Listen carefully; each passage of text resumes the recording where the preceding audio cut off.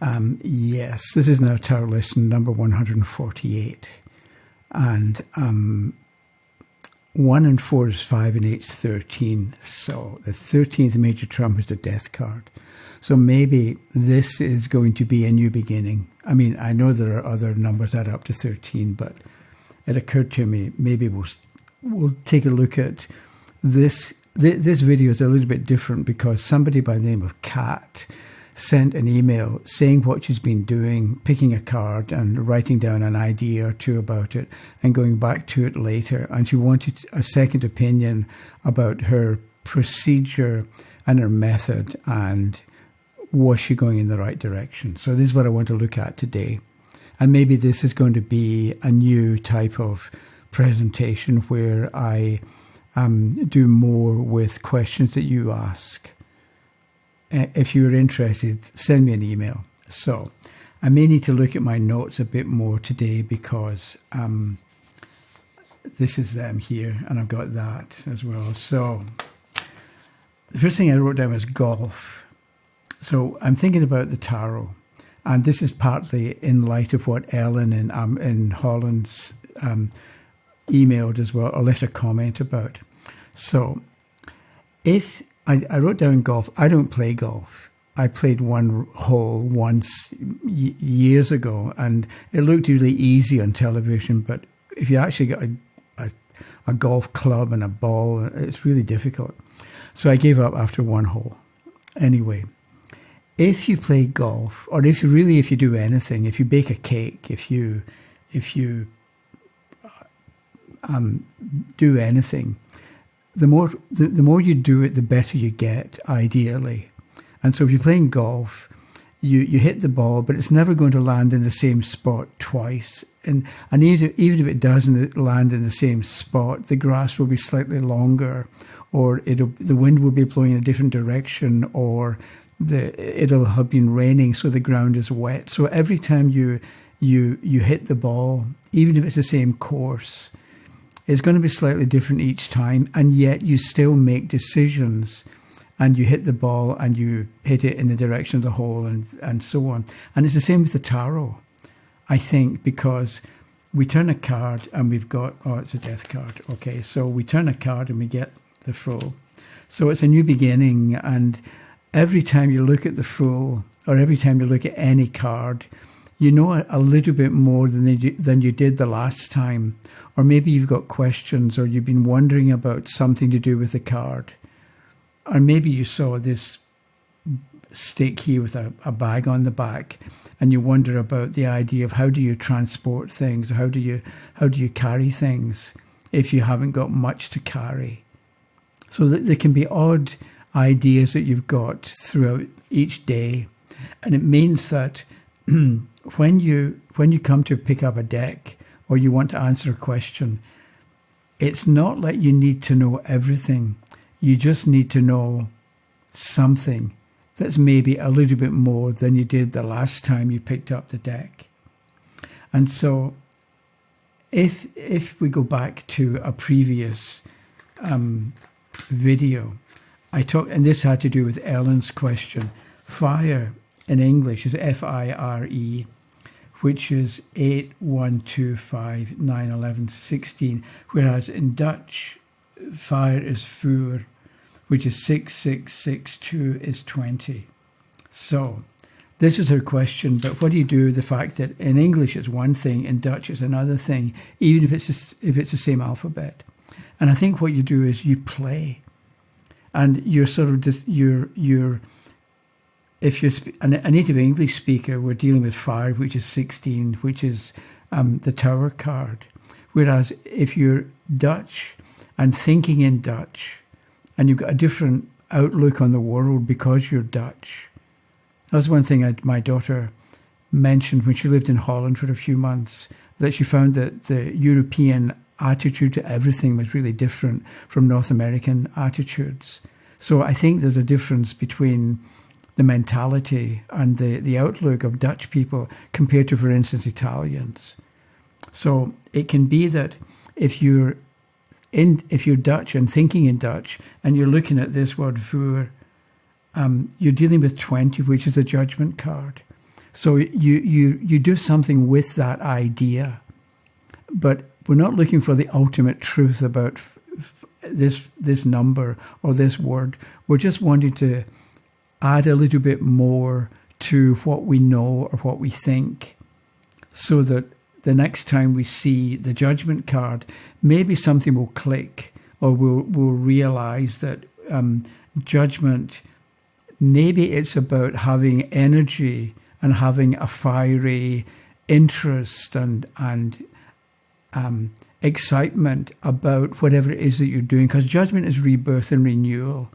And maybe if you're going to be reborn or renewed, you need energy, you need fire behind you, you need to have enthusiasm for what it is that you're doing. Otherwise, yes, I can do something again, but I'm bored. And so it may be that what you get from this word and this number is that rebirth, if it's going to work and if it's going to be meaningful, you need a bit of fire as well.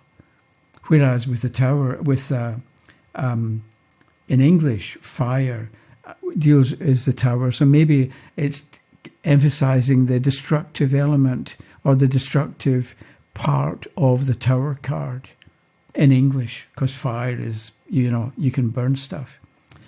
So that was from golf. The other thing is, what you do is you're discovering. If you play with these numbers and play with cards and numbers and numerology, you're discovering. The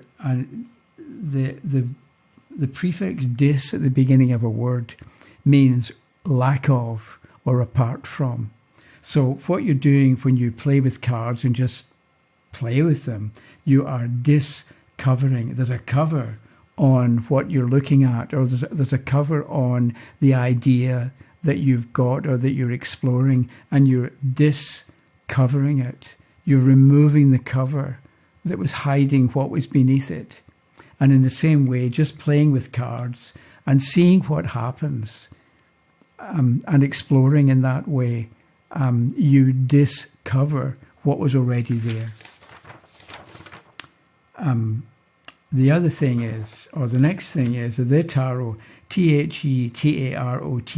I won't do it because we've done it before. It adds up to 32. And that's why I've got these two cards here. 3 is the Empress, and 2 is the High Priestess. So that's the tarot. The two words together add up to 32. So we've got an Empress and we've got the High Priestess. This is telling us something about the nature of what we're dealing with the tarot. Because maybe with the tarot we can become comfortable, or we can get comfort and ease, but we can also get wisdom. And maybe we get comfort because we're using wisdom.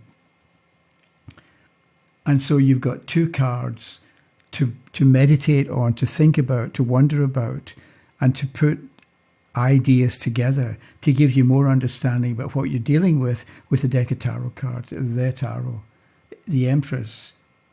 Can we become comfortable? Can we become, or we can become a hub, the center of a social group, and have people come to us for comfort or for wisdom, because the High Priestess card is here. And it's interesting that the tarot is a woman and a woman.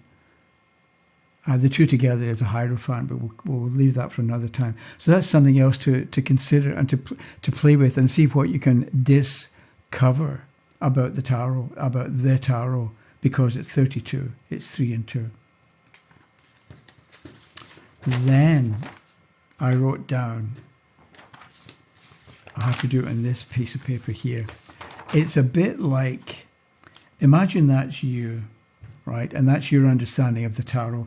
And some cards, you've got that amount of information and that amount of understanding, and others you've only got a little bit. And then, so you get 78 points on a graph. And maybe today that's what your tarot knowledge looks like. But next week, because of this, you learn about these two, then you go down, then you go up again, and then you go down. So instead of thinking that you have to know everything, before you begin. You have to know all the meanings. You have to know, or it's better if you know something, or if you've got ideas that you explore and see what you come up with. And then the second last point before we get to Kat's 8 of Batons, you've got your own people. And I mentioned this ages ago, that if you're you, wherever you are, I mean, you are you, wherever you are, you're probably not going to get a nuclear physicist coming to ask you a question about how to invent a new formula for jet fuel or something like that. You know what I mean? A rocket scientist is not going to ask you, how can we modify the rocket so that we get more out of the fuel that we're using? But that same rocket scientist can say, I'm not getting along with my husband, wife, child. What can I do about it? You can answer that question.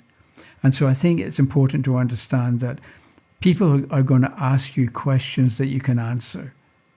Or you've got an idea, you can look at the card and you can relate the card to the question that's been asked and give them a starting point for understanding, or a new way of understanding what's going on. And that's going to be valuable to the questioner.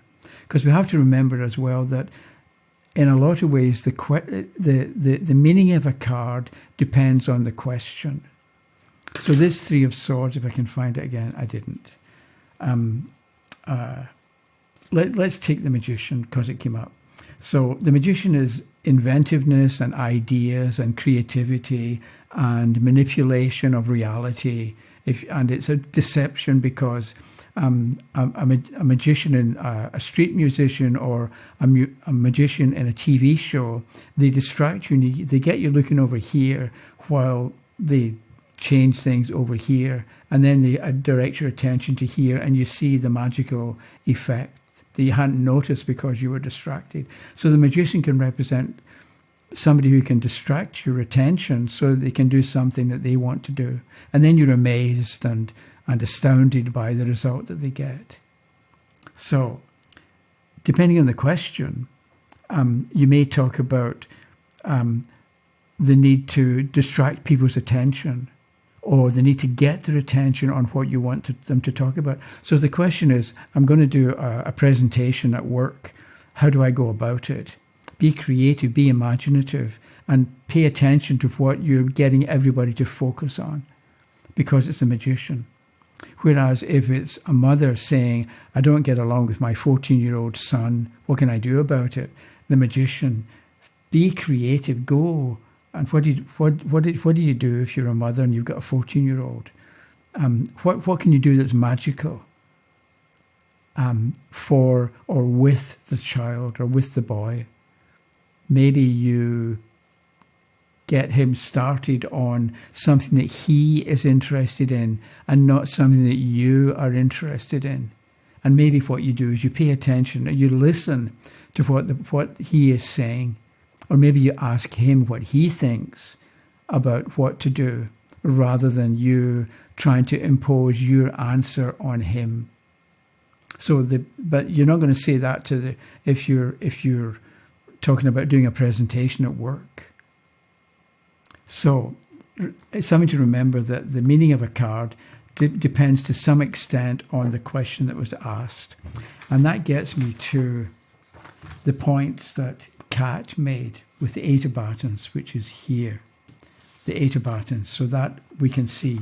So the first point you made was they seem to be coming in a downward direction. Guidance, ? So listen, I'd never thought of that.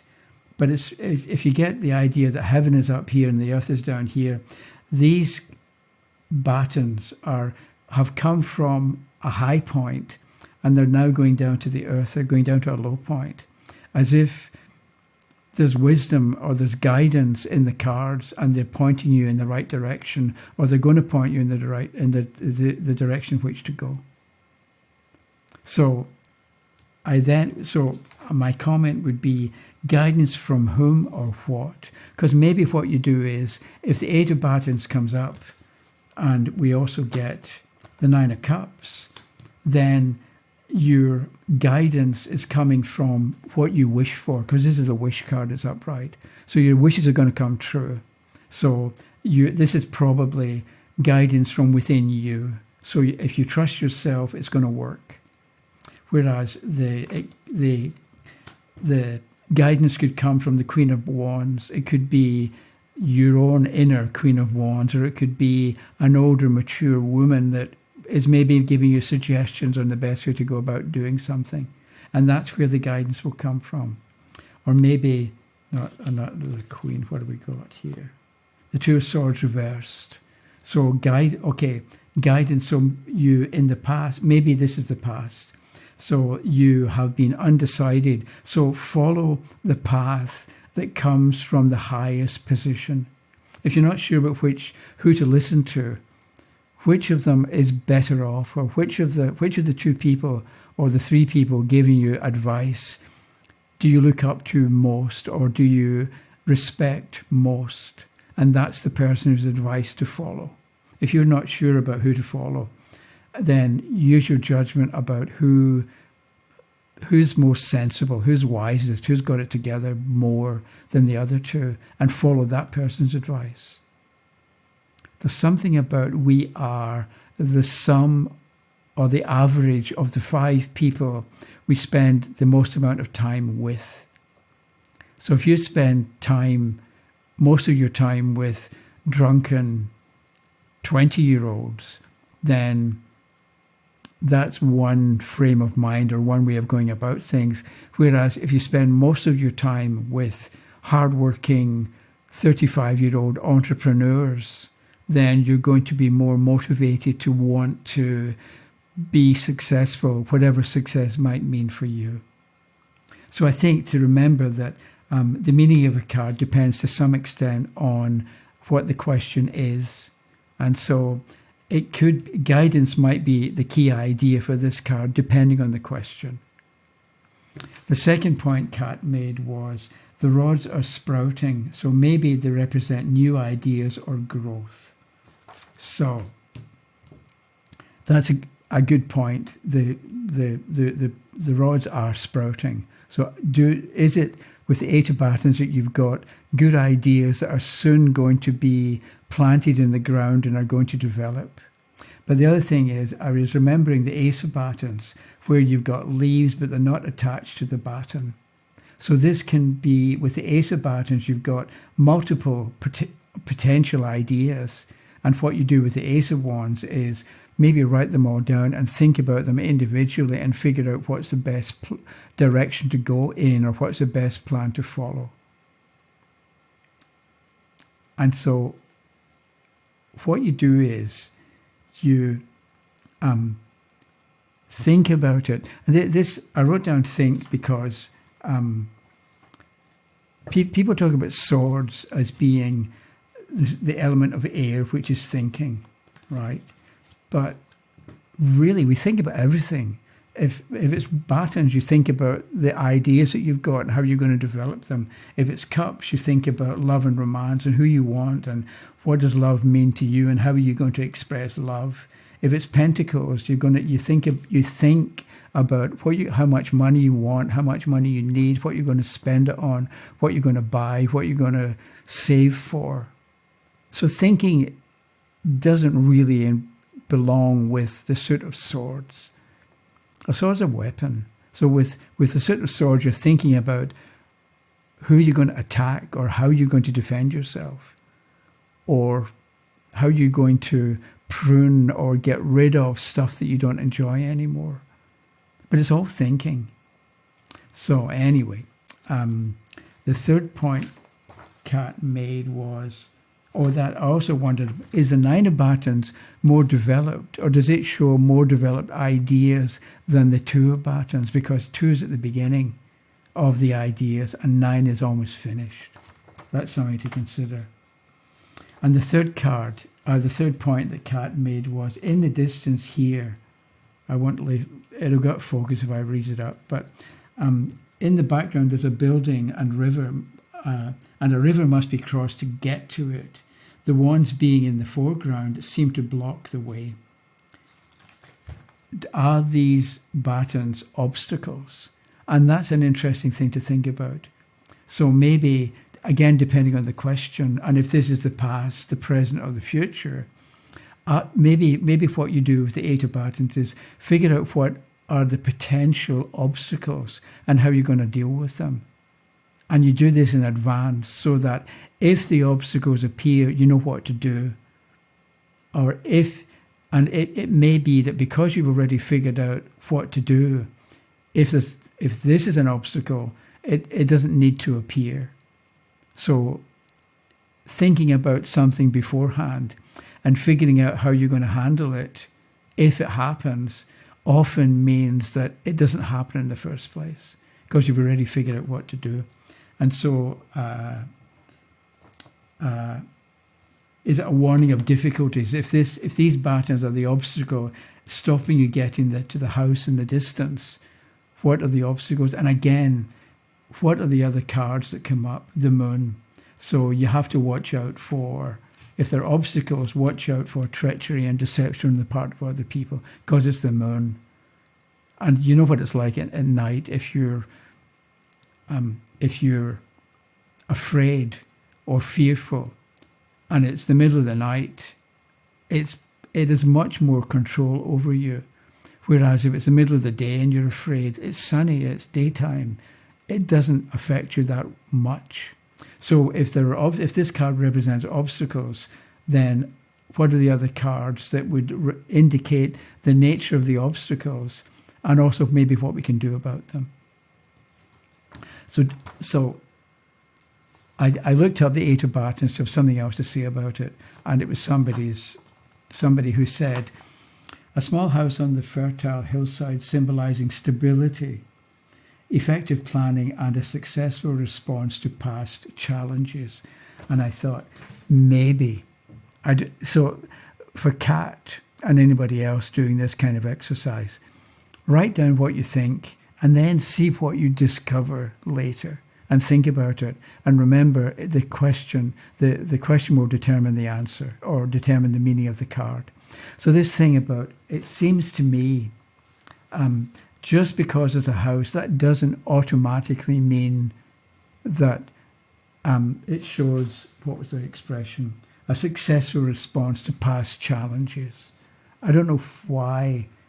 So when you're assessing a card, don't get carried away and make stuff up, because somehow this house, I don't see why it represents a successful response to past challenges. You're building a house. You build a house. Why is it? What's the connection with past challenges? Maybe the person's right who wrote that or who spoke that in a video, but I don't know if it is. Somehow it doesn't sound right, though maybe it's just me. So, Kat, do what you do. You're doing well.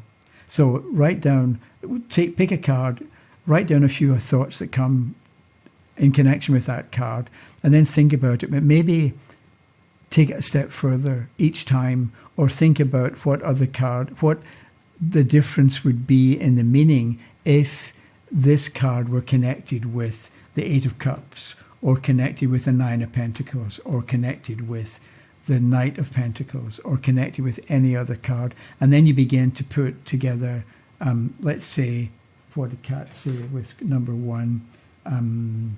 Guidance. So what kind of guidance do you get with the Eight of Cups? Maybe these two together mean that you have to go somewhere or in a direction where you're leaving behind what you no longer want, instead of just going off and doing the same thing over again. Whereas with the Nine of Pentacles, in connection with this card, I've already forgotten what you said. Guidance. So what kind of guidance then? Pentacles is money, but it also represents value, so it shows what you care about. So the guidance is you going in the direction of what you care about. Here you're going for what you want. Here you're leaving behind what you don't want. So that was lesson 148. So if you've got questions or things you want to know about or things you're interested in, send me an email. Leaving a comment is fine, but if you want me to do something with it, you need to send me an email, or you're better to send me an email, because I always get emails, but I can't always find the comments on YouTube, because I get notifications from YouTube, but then when I click on reply, I end up nowhere, and I don't know what to do about it. So anyway, that was 148, and I'm finishing off, so have a good day, and we'll talk to you in a few days. Okay? Bye-bye.